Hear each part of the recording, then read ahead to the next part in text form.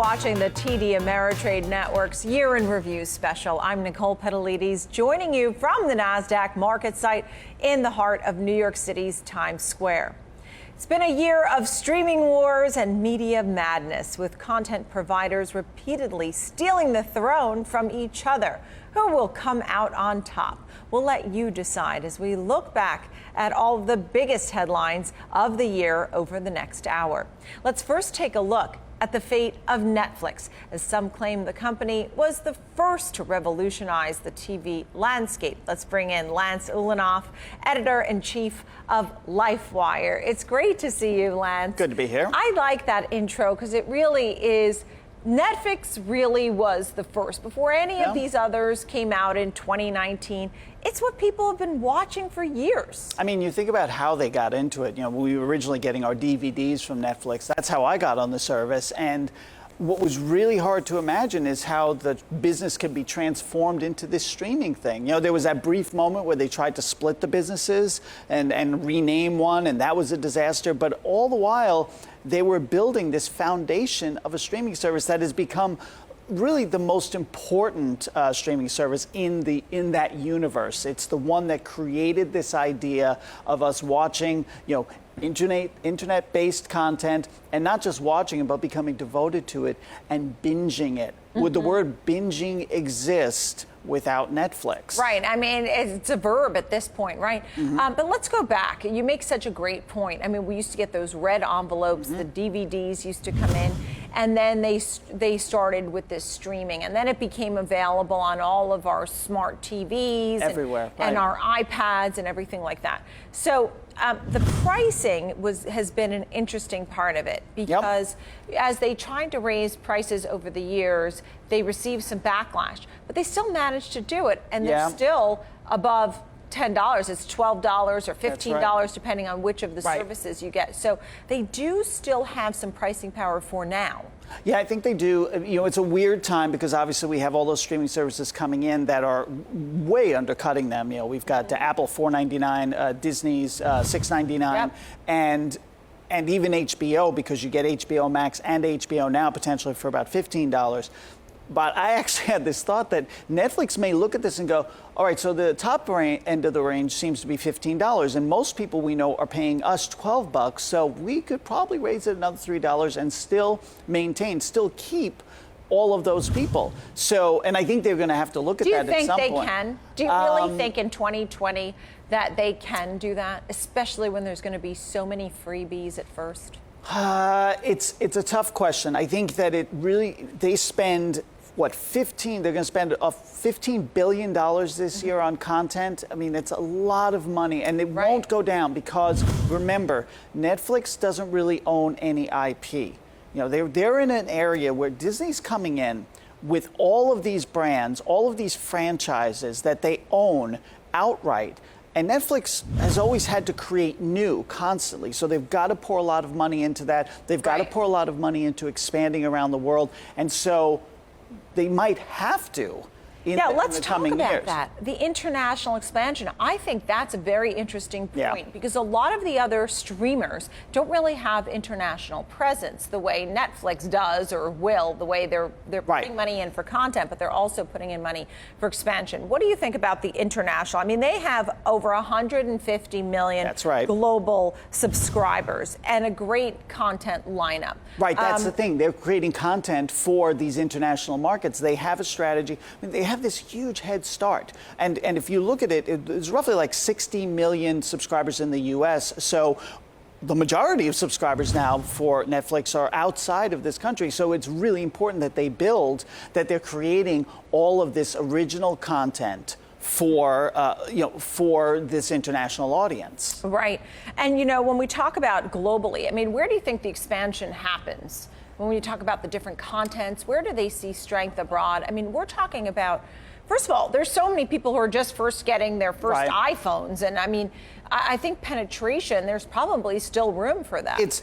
it's interesting because normally you might say that well, China would be a really great big market, but geopolitics have sort of and the sort of economic picture and all that have kind of made it. It's made it more difficult to expand in that way. And everybody, Hollywood obviously loves to partner up with China because they can do really well there. But then more and more they're finding the restrictions are making it difficult. And it's the same thing for Netflix. So it has to look elsewhere. It has to look to Brazil and India and Europe and all of these places that it has expanded into, and then continue to create the content lineup that works for those markets. In 5 years, 10 years, Netflix still here?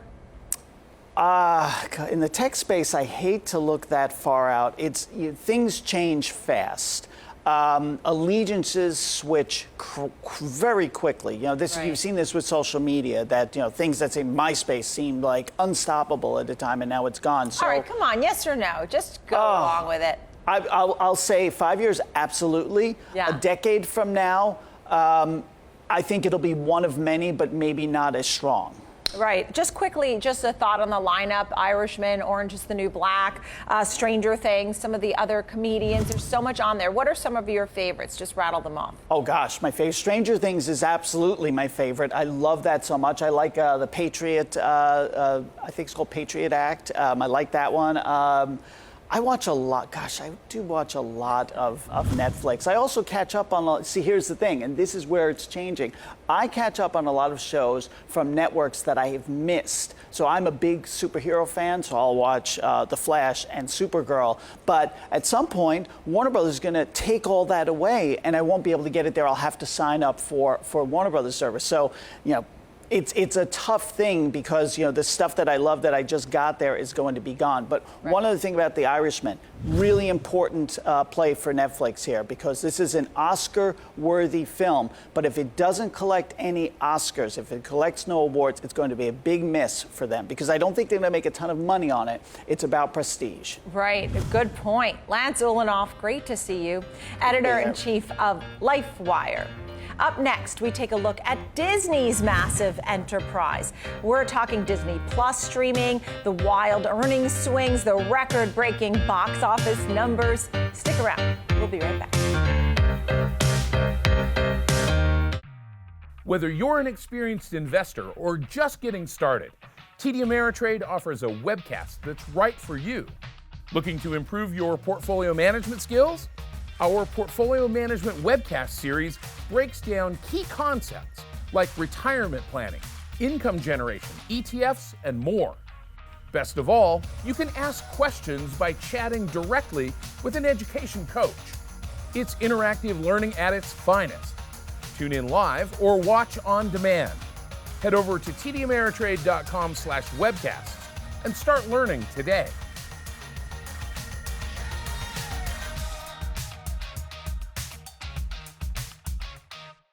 You've had quite the career. I like working. What if my retirement plan is I don't want to retire? Then let's not create a retirement plan. Let's create a plan for what's next. I like that. Get a plan that's right for you. TD Ameritrade.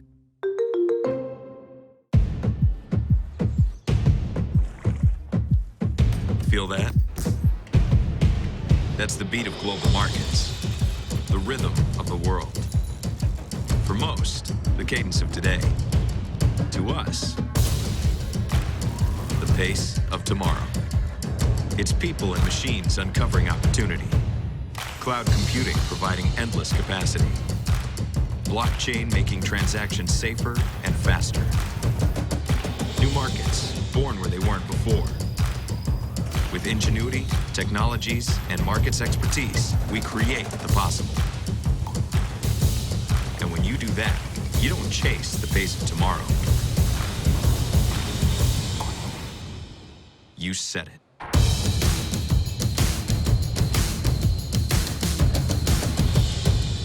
NASDAQ. Rewrite tomorrow.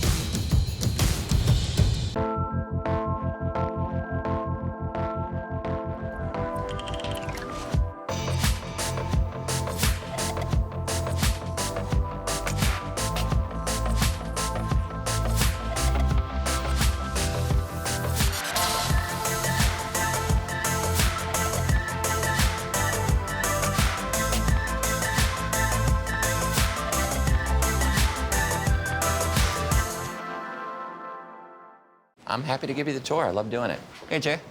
Jay? Charlotte. Oh, hi. He helped me set up my watch list. Oh, he's terrific. Excellent tennis player. Bye-bye. I recognize that voice. Annie? Yeah. She helped me find the right bonds for my income strategy. Very popular around here. There's a birthday going on. Carl, he took care of my 401k rollover. Wow, you call a lot. Yeah, well, it's my money we're talking about here. Joining us for karaoke later? I'd love to, but people get really emotional when I sing. Help from a team that will exceed your expectations.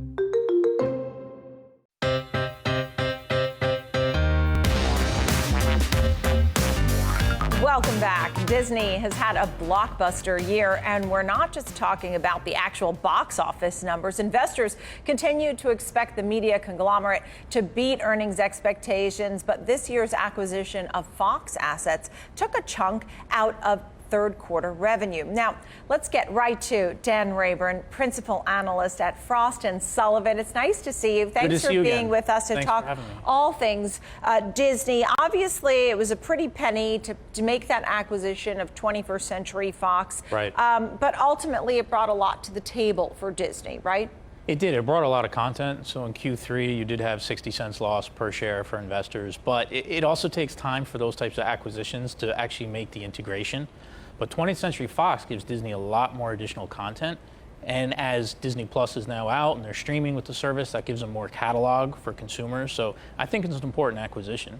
Right. And, you know, they'll really reap the benefits into 2020 and 2021 ultimately, right? I think 2021 is, well, it's hard to know when you're talking content acquisition, what type of content resonates with users the most. Sure. And what's the popularity. But I think in 2021, investors start to see the value of that acquisition that Disney's actually done. So when we talk about Disney's earnings, I mean, there's so many things that come into play. We have Disney as just the franchise, right? And then you have toys, you have movies, we have theme parks. Before I even get to, the streaming battle, right. The theme park, even the Star Wars theme park, right? When you break it down, we saw so many blockbuster movies for this company throughout 2019. Right. Many of them hit over $1 billion. Right. And we'll probably have 2 more with Star Wars and Frozen. Right. You have to assume those as we will probably finalize by well. the end of the year, we'll get those final numbers. But I mean, unbelievable. I think that's worked into the price, though. That's the thing. I think investors know Disney really well from the action park and the theme park side, and also the blockbusters that come to the theaters. They know it's going to do well. They don't know exactly how well. So I think the uncertainty for most of the investors is really the streaming service and also the acquisition of 21st Century. Do you feel like Disney can do no wrong? Is there something magical? I mean, I think of Disneyland and I think of that, fairy dust, and it almost feels like with all their different franchises and everything is so fairy tale and magical. Going into 2020, I know they had the miss in 2019. Do you feel like they really can do no wrong? It's a global entity. That's an interesting question. I didn't really think of it that way until you phrased it that way. I don't know if it's that they can't do anything wrong. It's just that their business is so diversified. So I think the key thing with Disney is that they're really looking at a multi-tiered approach of how they reach the consumer. And they already do a great job of reaching them in person, but now they're also going to be reaching them digitally. And if you think about how that revenue is diversified but also blended. So Disney's going to use all their traditional outlets to reach consumers to promote digital, and vice versa. And I think that's important on the marketing side. It's also amazing that with Disney Plus, right? So that'll be $6.99. It'll be a little more than Apple, less than Netflix. People are going to be getting that for free, at least in the beginning, in certain places. So, and they have such a lineup. And the Mandalorian trailer has gone crazy. Everybody loved that the minute it launched. I think that'll be highly loved into 2020. What are your thoughts? Well, I think the content Disney has right now with Disney Plus is really unparalleled. Who else in the industry has content that kids want to watch on repeat? Not a lot of other vertical channels out there and other OTT services. You also have obviously all the Star Wars content. You have a lot of content from Disney that is really affordable. When you bundle it in with Hulu, the advertising side of Hulu, not the one without ads, and ESPN Plus, that's a triple play bundle kind of, you could call it that for Disney. So Disney has some of the best content out there, and I think it's really important, which investors don't put enough stock on, is Disney has the technical expertise to roll out a service at scale because of buying BAMTech. And people don't think about that, but when Apple launched, I couldn't get onto Apple it was telling me that my device, which is the new iPhone 11 Pro, was not eligible for a free account. And then it told me my account was temporarily not available to try back later. This is Apple. Right. Oh my goodness. So, I mean, you make a great point. There are some glitches when you're first starting out, particularly when you're trying to get these things that are for free. Yes. Right? I mean, in the third quarter, they told us if you got the Apple phone, you could get Apple TV for free. For a whole year, Disney is for the Verizon wireless customers. There are 150 million wireless subscribers for Verizon who are now eligible for free Disney. If it's unlimited, they have to be in the unlimited They plan. have to be in the unlimited plan. Okay, good clarification. So I think it's now. But still, it's like pretty 30 million, amazing. it's huge.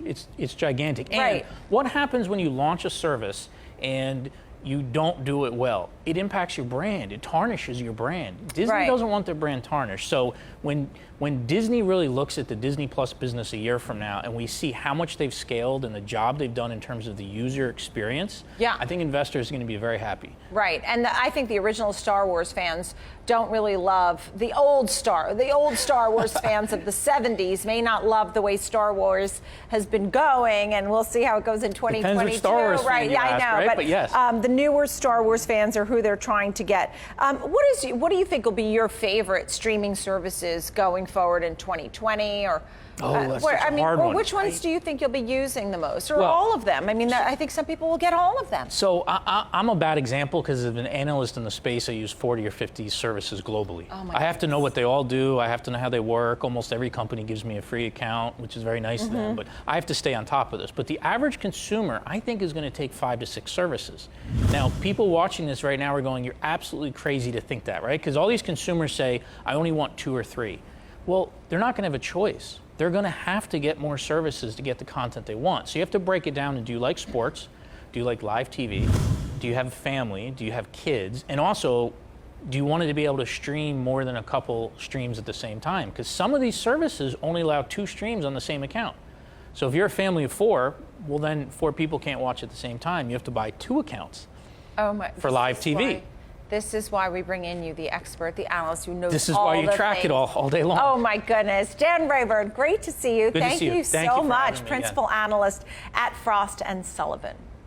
Up next, it's been the most compelling year of streaming content wars, and the competition just keeps getting hotter. We're going to take a deep dive into all of the latest contenders in this space and let you decide who will win in your home.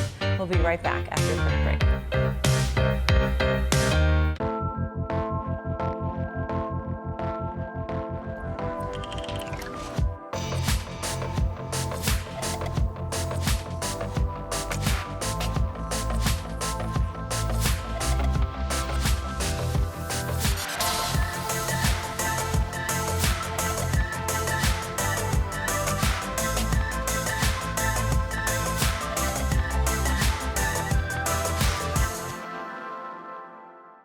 This is my headquarters. This is where I trade and manage my portfolio.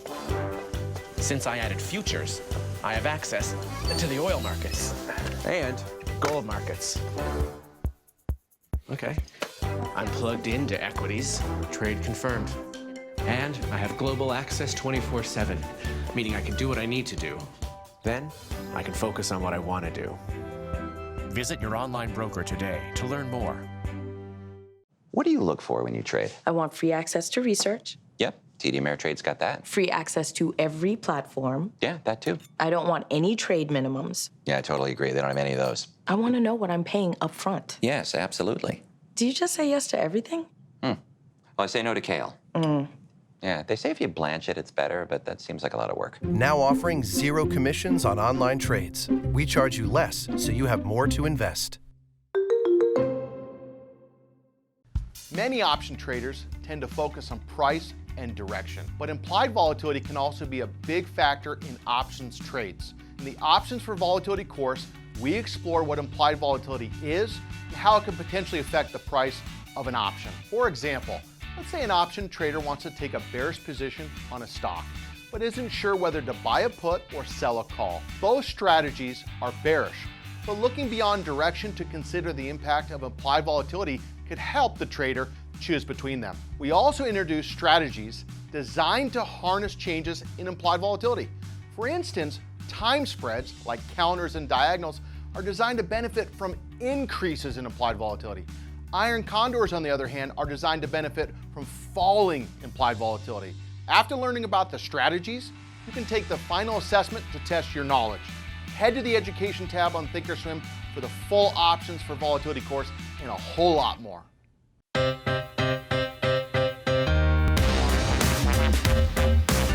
Welcome back. I'm Nicole Petallides here at the NASDAQ. You are tuned in to our Year in Review special. Now let's get right to the ever-expanding, ultra-competitive streaming content wars. Joining me now is Pete Pachal, former tech editor of Mashable, and Sean Cruz, TD Ameritrade Network contributor. It is great to see you both. So as throughout this hour, we're looking at the streaming wars, which have been so hot in 2019, going into 2020. But we're looking at the content. What are some of your favorite shows? When you talk about the battle, I mean, content is going to be king, don't you think, Pete? Well, absolutely. And we're talking like, volume of content, I think, is going to be the big story going forward. Like, my favorite shows are probably not the favorite shows of the audience. Like, I personally like some old favorites like Stranger Things in the streaming world. I think some of these sort of more established streaming shows are going to be kind of tentpoles for some of these services. But really, like the splintering going on with all these different services offering different sort of variety of shows, I think what are your favorite shows is going to be a big factor in like whatever you subscribe to. Because basically, if you're really picky about what you want, you're going to be restricted to certain services. But if you're not, if you just kind of want a serving of some stuff, this is the world's your oyster, because you can save a lot of money and get a ton of stuff. And it's also whichever company pays the most, right? Because they're battling it out in cost. We know Netflix has been paying so much for content. They had the battle for Office and Friends back and forth, trying to keep those. And so, Netflix offered $90 million to keep it. Then NBC said, oh no, we're going to pay $100 million. I mean, content is king, right, Sean? I think so, and that's really what's going to, I think at some point you're going to get subscription saturation, where people sit back and realize they're subscribed to 5 or 6, maybe even more streaming services, and they're going to decide which ones they want to whittle that down to, and it's going to be the ones that have the deeper content libraries, that have the shows people want to watch. Those are probably going to be the ones that are survivors, and then the ones that are going to start seeing either a little bit, I'd say, of a plateau in subscriber growth or even drops in subscriber growth are going to be the services that really just don't have much on the content side. And it's a mix of the shows everyone's like Friends, Seinfeld, The Office, but then also bringing in new content as well is going to be very important. Well, this is why I think Apple is going to be kind of behind the 8 ball in all this. They're coming out with just a few titles. So it's like The Morning Show, a few others, like 9 originals that they have, and that's it. They don't have a library, and they haven't even said whether or not they want to create a library. So even though theoretically it's the cheapest service, and they're basically giving it away, it's $4.99, and if you buy an iPhone or any other piece of hardware that they're selling, you get a year free. Unless they build up that library and give people a reason to stay in that service, I don't really see that really being a success story. Right, and freebies expire. I mean, everything is free right now. I mean, we were talking about Verizon. You can get Disney if you have the top package. If you bought a new iPhone, you get Apple. If you already have HBO, you get HBO Max. So, but the freebies are going to expire. At the same time, people are leaving live television. So we're going to talk about quality versus quantity. I mean, Pete just made a great point about Apple, not so much quantity there. Yeah, and I think the other thing when you start looking at, or people are going to start hitting, subscription saturation, what kind of content you have, I think you're going to see a pivot back towards ad-supported revenue pricing models. Right now, they're doing the free to get you on board. Apple's doing you get a new Apple device, you get a year of the Apple streaming service along with it. But I think at some point you're going to see that pendulum swing back over, and you're going to see a lot of people, consumers of the content, willing to pay up for the ones that have the best services, the best content, and then for everything else maybe move towards some sort of an ad-supported model, and that can be where the pendulum swings back over. I think everyone right now is getting away from anything that's ad-supported in the media space. I think you're going to start to see that sort of develop into more of an omni-pricing model type of offering from a lot of these services. And HBO Max has even said that they're going to introduce ads into their service in a couple of years. So that's exactly as you said, that the $14.99, that's what HBO already costs. HBO Max gets you the same price, a ton of more stuff. That's great for consumers. How do they make money, right? Well, it's exactly what he said. A couple of years in, you start introducing the ad model, and you get, as you expand even internationally, that's where you're going to get your revenue dollars going forward. So for consumers, though, it means, I'm sorry, your ads are going to be coming whether you're a subscriber or not. And I think there's also the case of, if you're looking at how this content can be developed, you've seen these mega mergers in the media space. I think one way some of these companies are going to go out there and start to deepen their content libraries is find some of those smaller holders of content or owners of content, and you might see the M&A go from these massive deals like we've seen over the past year or two in telecom, and you're going to start seeing a lot of these smaller type deals going off to start just bringing some of that content that's already sitting out there. It'll give a lot of opportunity, a lot of independent filmmakers, and I mean, content. It's going to be everything. So who do you think wins, or who leads the way, Pete? Disney, Netflix, Hulu, with Disney, NBC Universal, Amazon Prime, Apple, HBO Max, Peacock. Where do you think some of the leaders will be as far as the whole package, right? The content that comes with it and the availability and all that. Well, the thing is, it's not a zero-sum game. There's going to be a variety of winners and losers in this whole. Who do you think are going to be some of the winners? Well, the winners, I would say right off the bat, Disney Plus. Here's the thing, Disney Plus, even though there's a great splintering going on, there's so many different services. Every studio, telco, tech company wants their own service.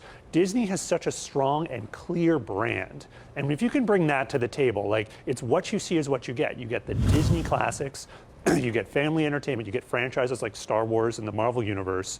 And that's, right away, it's $6.99. Consumers are going to be like, oh, okay, I know exactly what I'm getting. Whereas a service like Amazon Prime, while there's a lot to be said for tying that to Amazon stuff, it's just much more ill-defined. It's got all kinds of stuff on demand, as well as the a la carte stuff. So Disney Plus is kind of like, if I had to pick a winner out of everything that's available now, I'd say I go with them. Sean, what do you think? Which ones are going to be the winner, winner, or the winners? I think it's going to be Netflix and Disney Plus are going to be the two winners there. I think one, if you look at Netflix Plus, and we talked about this briefly before, they're doing a good job of getting out into the international markets right away. But then you have Disney, who just has strong brands, strong franchises that are recognized around the world. So they're going to have a much easier time, I think, penetrating some of these international markets when they decide to go there. So I think really right now, it's those two are positioned to be leaders in and of themselves. And then you can start thinking about the ecosystem that all this is going to sit in, and maybe you can look at Roku, a bundler of all these different streaming service. Roku's already talked about going towards some sort of an ad-supporting model as well. So you can get other winners along the way, like Roku, to look at. But Netflix and Disney, I think, are going to be the two leaders that emerge out of all this. Right, and Oprah's Book Club on Apple. You mentioned the morning show. Maybe those will get some traction. It's great to see you both. Thank you so much for being with us on this special. Pete Pachal, former tech editor of Mashable, and Sean Cruz, TD Ameritrade Network contributor. Thanks for joining us on the show. Thank you. Still ahead, we're not just talking content here on the Year in Review. There's plenty more in the space to cover, from takeover targets in the cable industry to streaming devices that can just about operate your entire home. You don't want to miss this. We'll be right back after just a quick break.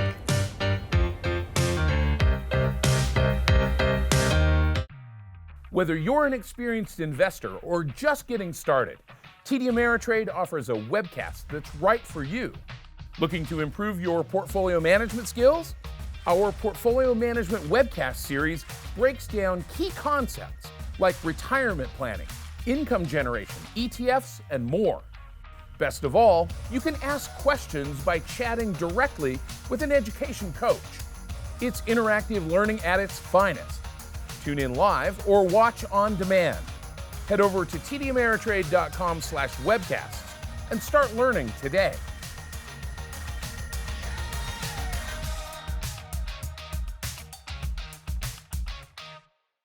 Why did I add futures to my trading strategy? 24/7 access to diverse global markets, like wheat.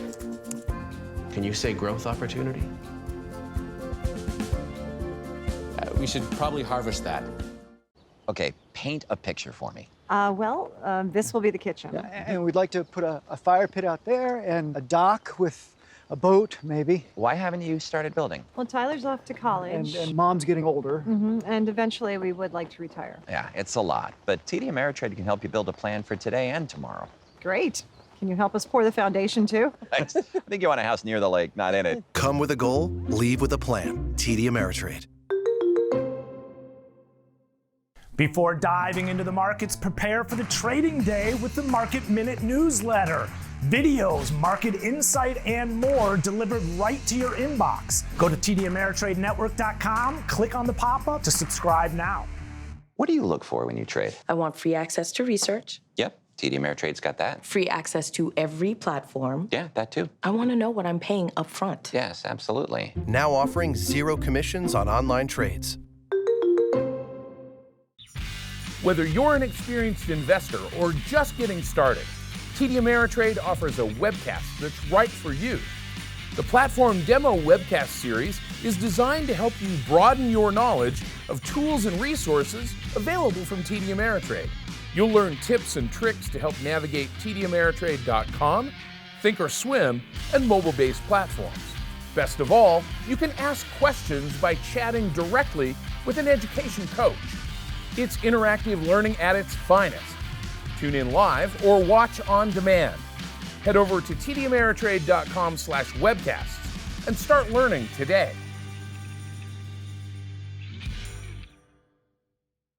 I'm Nicole Petallides, and there's only one place making sense of the markets in a way that matters to your investments. No politics, no noise. From bell to bell and beyond, tune in to TD Ameritrade Network.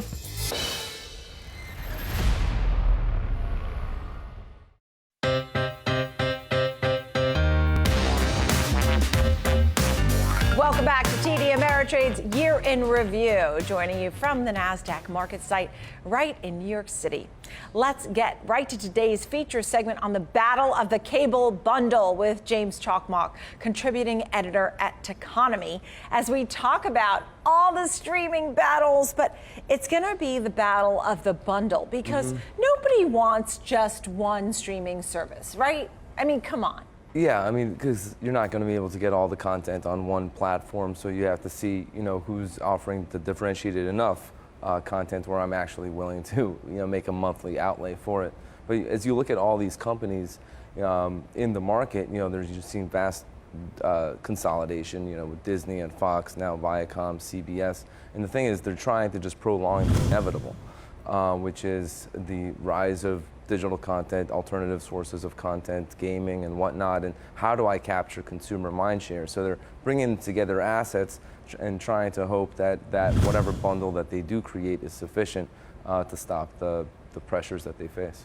So when we talk about, let's break it down a little bit. When we talk about this bundle, first, when you talk about Comcast, NBC Universal, or Time Warner, what do you think about those particular names before I get to Fox and Viacom and CBS? Yeah, look, Comcast is, has the advantage of actually having the connectivity efforts, because, they bring cable internet, to your apartment or home, wherever it is. Right. And, that's a hook, and as long as they can combine content along with those efforts and that side of the business, I think it's a winning proposition for consumers. The challenge is that they're not going to be able to capture the same amount of affiliate fees, advertising fees, so they'll bundle this content along with connectivity, but at the end of the day, it's going to be, it's going to degrade the margins. That's very interesting. What about names like Fox and Viacom? Yeah, well, CBS, Fox, together, right? The Fox Studios, I think Fox did a very smart thing in spinning off their studio business to Disney, because that's the most challenging part of the business. Now, Fox Corporation, I think is the exact name. They, I think, they're in a good spot because they have a stickier audience. It's an older demographic for the most part, the news networks, and I think they'll be okay in helping keep the advertising dollars elevated, but ultimately, they're facing the same thing. They don't have connectivity either. On the other side of the equation, where Fox combining with Disney, Disney Plus is this whole thing, but they're providing this new content platform and new way of accessing the content that that people can already access, but I guess in a bundled form. But you look at the margins of Disney at 35%, you look at the margins of Netflix, is Disney going to be able to sustain that? I don't think so. And price competition is going to be a thing. Oh, say that again. Forward. So Disney will have a squeeze on the margins. Is that basically what you're saying? Yeah, I think the entire media Yeah, industry, tell us more about that. So I mean, better understand it. so there's two main components of revenue to these businesses. You have the affiliate fees, which is basically you pay your cable subscription, and then a portion of that goes to each cable network. So for example, ESPN commands the highest affiliate fees, where if you're paying $100 for a bundle, you're paying $9 of that is going to ESPN. That's all high margin revenue because there's no cost associated with it. Incremental margins essentially 100%. And then the other side of it is advertising. Because as long as you have the big sports hook that consumers can go to, you can command a ton of advertising dollars. Now, advertising and affiliate fees are very high margin, and that helps offset the costs associated with producing content.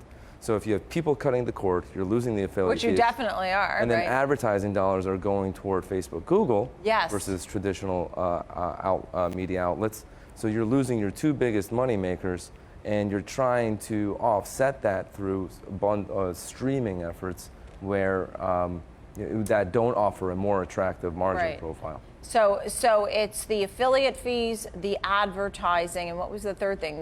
The basically squeezing the margins overall, right? I mean, because those are the two biggest pressure points because of the rise of Facebook and Google. Right, and what about the death of television? I mean, there are some people who still like to read a newspaper with the real paper, and there are some people who really still like to watch television. But we know that the cord cutters just keep piling up year after year. Yeah, I mean, what happens to television in 10 years? I think you still have the screen. Still have the screen, yeah, you smart have the TV. screen, yeah, and it's it'll basically be, I think, more akin to your iPhone. Just accessing different services, via that dummy screen that you have that's plugged in to the internet. But the challenge that they face is, this explosion of content in the market, and it's getting cheaper and cheaper to produce content. So anybody with a semi-sophisticated camera can produce something that's pretty high quality. And you're seeing this time and again on YouTube where people are producing the content. The types of content are increasing. And we've talked about this before. Gaming, esports is a huge thing. League of Legends gets just as many viewers as the Super Bowl. And this is a video game. Right. So you're battling that dynamic. So without the concentration of distribution, in the old days you had 3 channels. So you have no choice but to watch one of those. Right, Tom networks. Brokaw at night. Right, exactly. And now you have endless. Yeah. So how do you capture that mind share, and how much does it cost you to capture it? Right. So broadcast as we know it will completely change. And what will be great for the consumer? Your last thought. Why is all of this important? Why are we discussing this? What's going to be great for the consumer in 2020? Well, it's great we're discussing it because I think people are dramatically underestimating the seismic nature of this shift. I mean, I think the media conglomerates that you see today will look starkly different in a couple of years' time, and I think it's going to unravel really quickly. And I think it puts companies like Netflix in a good position, like Apple in a good position, to capture share from these. Yeah, companies. Disney, which you mentioned earlier. Great to see you. Great breakdown. James Chalkma, contributing editor at Techonomy, for joining us on the show.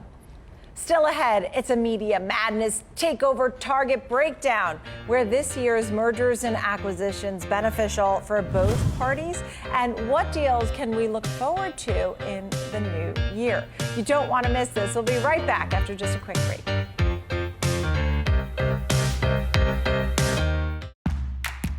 Many traders may be willing to take on additional risk in pursuit of aggressive growth in their portfolio. More power to them. But if you're looking for a less risky alternative, you might want to consider checking out our income investing course. In the income investing course, you'll explore investing strategies designed to generate regular income and preserve capital. First, we'll delve into risk and return preferences. You will learn about the different ways to allocate a portfolio and create a payment schedule. Then we'll take a deep dive into the assets commonly held in income portfolios: dividend stocks, bonds, equity REITs, and cash. You'll also learn about routines for managing a portfolio over time. Along the way, you'll watch videos, take quizzes, and perform paper trades to practice your new skills. So if you're looking for an edge, consider your education. Head to the Education tab on Thinkorswim for the Income Investing course and a whole lot more. This piece is talking to me. Yeah? So what do you see? I see an unbelievable opportunity. I see best-in-class platforms in education. I see award-winning service and a trade desk full of experts available to answer your toughest questions. And I see it with 0 commissions on online trades. I like what you're seeing. It's beautiful, isn't it? Yeah. TD Ameritrade now offers 0 commissions on online trades. Whether you're an experienced investor or just getting started, TD Ameritrade offers a webcast that's right for you. Are you an active trader? Our Active Trading webcast series is designed to help you develop a deeper understanding of technical analysis, options, futures, and more. Best of all, you can ask questions by chatting directly with an education coach. It's interactive learning at its finest. Tune in live or watch on demand. Head over to tdameritrade.com/webcasts and start learning today.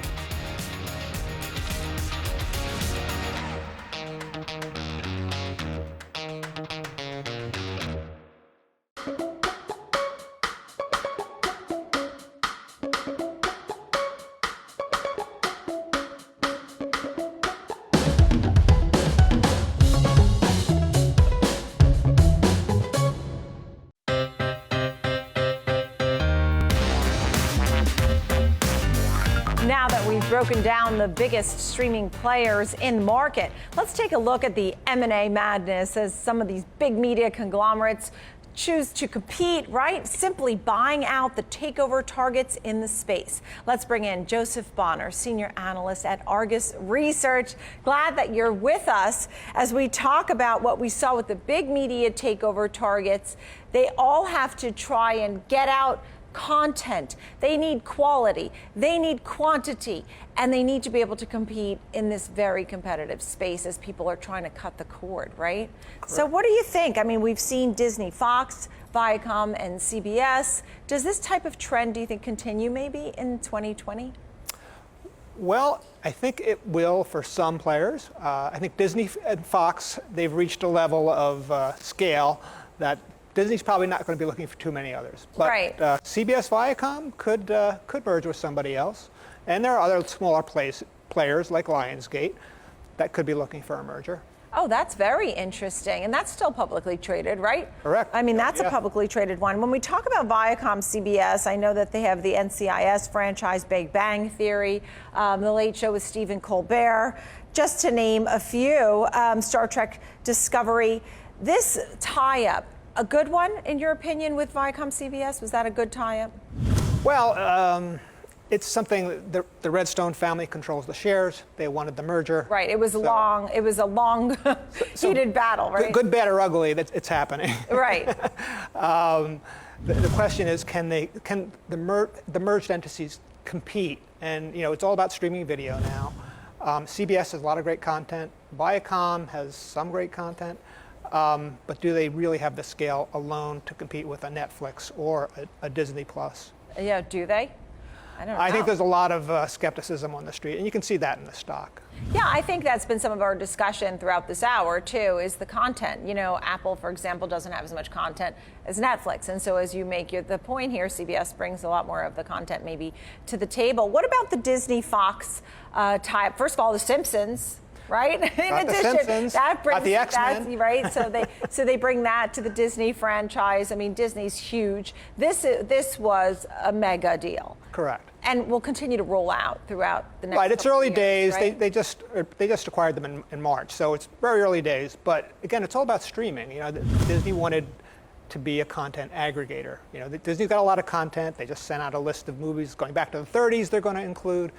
And going to add all that Fox content in there too. So they certainly have the scale with the marketing machine to go out and compete with Netflix. And when we talk about these bigger guys picking up the smaller players, I mean, you mentioned Lionsgate.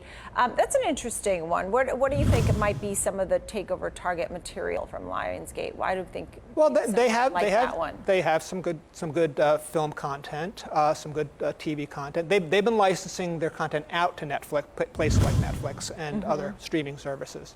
So it could be something that another player would want, and they're small enough that they could get. When we talk about the dollars and cents, I mean, that's the other thing, is it not only needs to make sense for content, but monetarily, financially, they need to make a good deal going forward. I mean, the Fox deal cost Disney some. Yeah. Right? $61 billion. Yeah. that's a lot, yeah. So when we talk about buying content, these are the types of things that are on the table, right? Correct. And Disney took the position that they wanted to have the content rather than license it. So there is another way to go. You can actually license content too. It's just not as it's a little less safe. Let's put it that way. Right.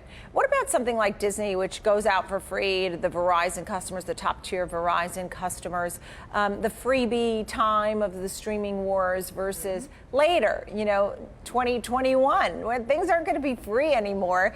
Cable's still going to cost an arm and a leg. Then what? Well, again, Disney certainly wanted to compete. They went out with a very low price point. You get the Verizon deal for free. I mean, that doesn't mean they're selling it to Verizon for free. Let me put it that way. Okay, but the Verizon deal was a really good positive for them. It really meant when you have a company like Verizon saying, "We want your service," that was a big plus for Disney Plus. As we go out, prices may come up. Netflix has been raising prices over the years, but Disney's definitely initially has a great price point, and it's all about adding subscribers at this point.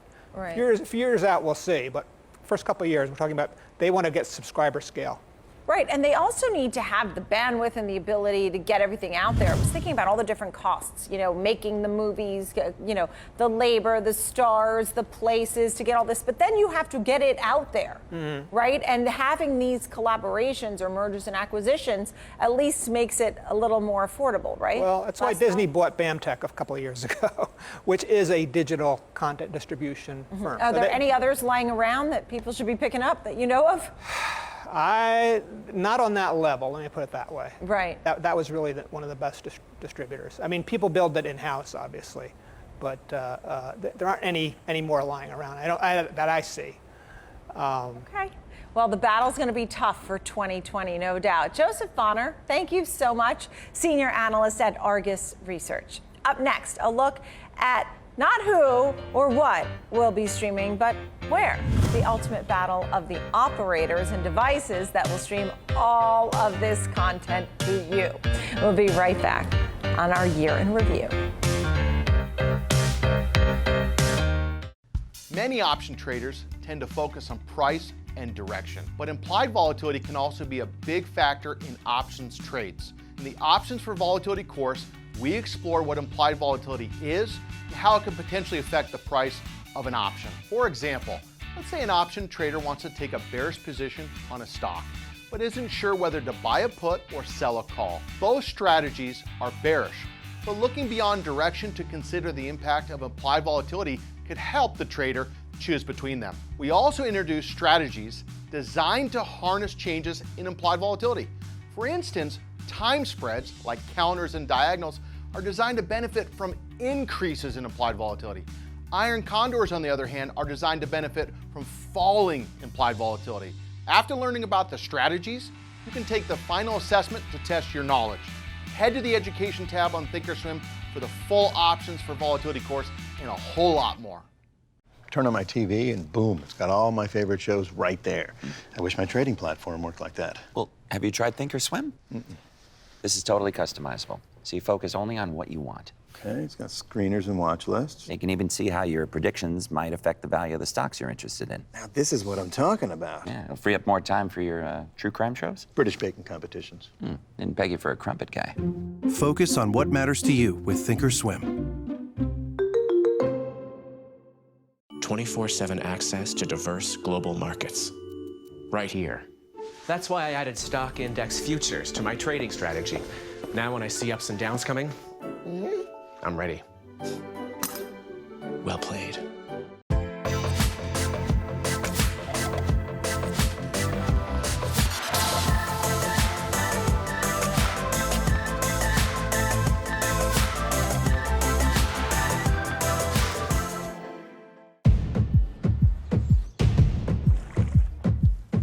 Feel that? That's the beat of global markets, the rhythm of the world. For most, the cadence of today. To us, the pace of tomorrow. It's people and machines uncovering opportunity. Cloud computing providing endless capacity. Blockchain making transactions safer and faster. New markets, born where they weren't before. With ingenuity, technologies, and markets expertise, we create the possible. And when you do that, you don't chase the pace of tomorrow. You set it.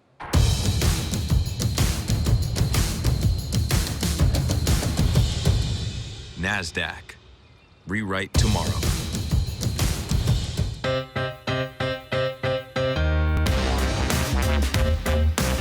Welcome back to the Year in Review. There are some obvious partners for streaming content and its provider. Apple TV Plus on Apple TV. HBO Max is free for HBO customers.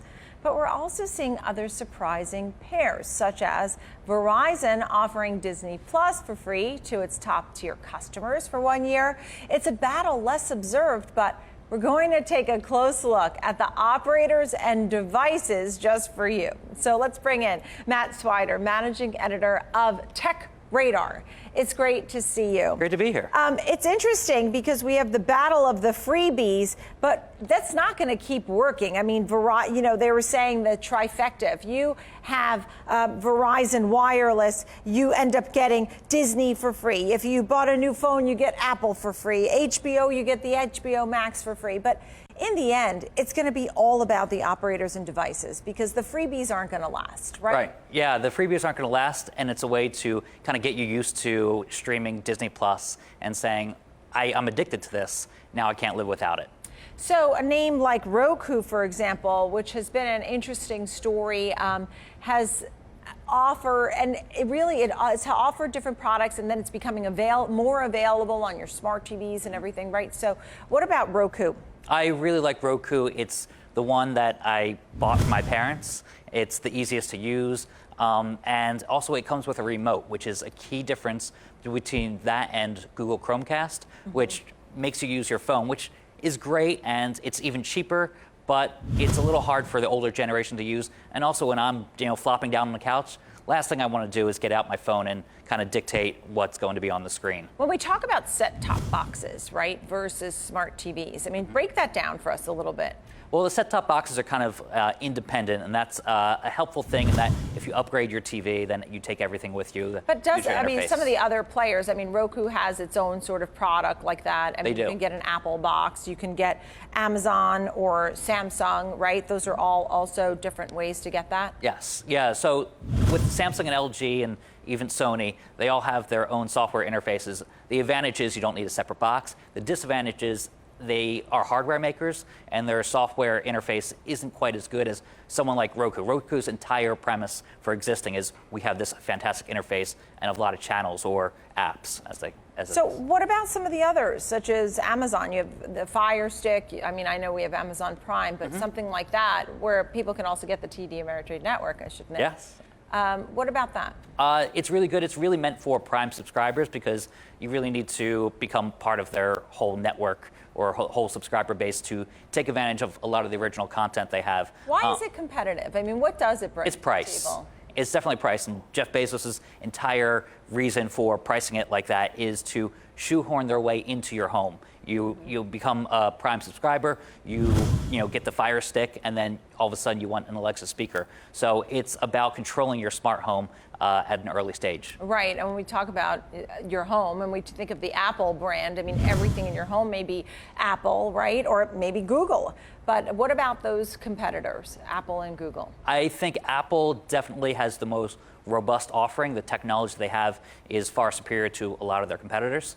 And it comes down to a very typical Apple thing of why you would be hesitant. It's price. Mm-hmm. They definitely have the best offering out there, but it comes at a lofty price. Right. So, I mean, the price for the hardware is costly, right? Yes. So if you're getting an iPad or a Mac or even a phone can be very expensive, but then you'll get Apple streaming for free and other. Yes, you get 12 months of that with Apple TV Plus. And that's a really big advantage. I'm addicted to the morning show already. It's a good show. And yeah, they're going in on original content like some of their other players. Does it annoy you that you can't watch all the episodes because that's how Apple's doing it, right? Only one at a time. And that's what they're going to do into 2020. It's not like Netflix where people were binging. Yeah, right? You can't binge. You get 3 episodes at a time for certain shows.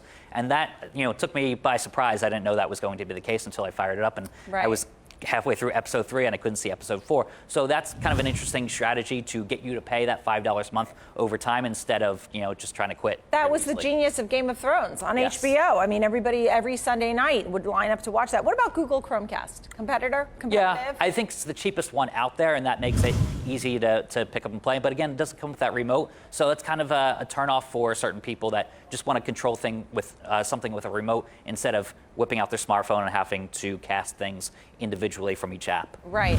I want to talk about maybe some of these companies getting together or pairing up, but I can't leave out, what are the hottest products? I mean, the holidays are here, 2020. What do you think will be the hottest products in this group?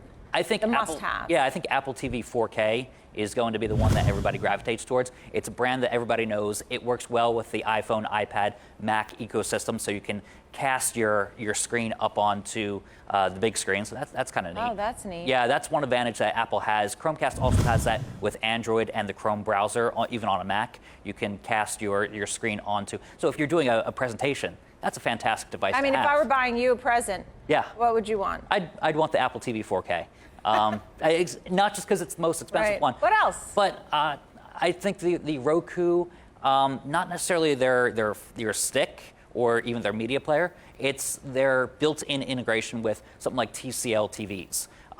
That's the one that my parents have specifically. It's a great one because it's easy to use. It's very much not biased towards their platform. With something like Amazon, you get a bunch of Jack Ryan episodes in your face. So you have to kind of wade through the Amazon bias in the interface. If you had to pair up any of the companies, would there be a pairing? It would be interesting. Yeah, it would be interesting to see Roku and Google, kind of combine forces. Only because it's what's Google's lacking is the remote. So I think Roku definitely has the advantage there. Oh, great. Nice to see you. Great insight. Matt Swider, Managing Editor of Tech Radar.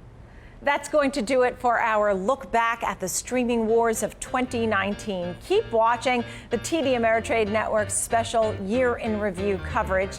And don't forget to check out our on-demand content on tdameritradenetwork.com. I'm Nicole Petallides. Thank you for watching.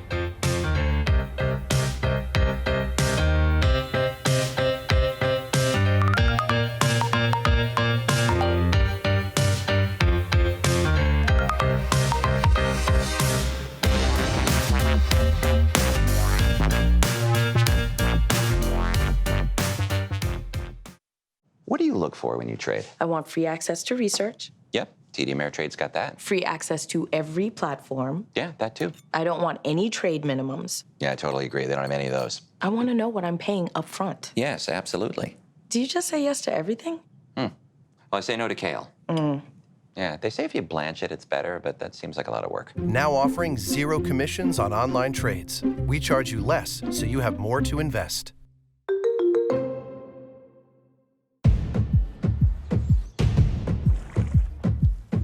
Feel that? That's the beat of global markets, the rhythm of the world. For most, the cadence of today. To us,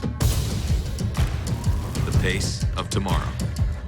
It's people and machines uncovering opportunity. Cloud computing providing endless capacity. Blockchain making transactions safer and faster. New markets, born where they weren't before. With ingenuity, technologies, and markets expertise, we create the possible. And when you do that, you don't chase the pace of tomorrow. You set it.